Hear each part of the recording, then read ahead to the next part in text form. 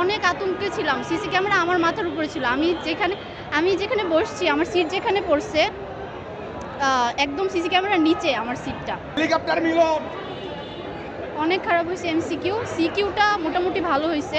CQ প্রশ্নটা সহজ মনে হইছে আমার কাছে। এমসিকিউ খুবই কঠিন।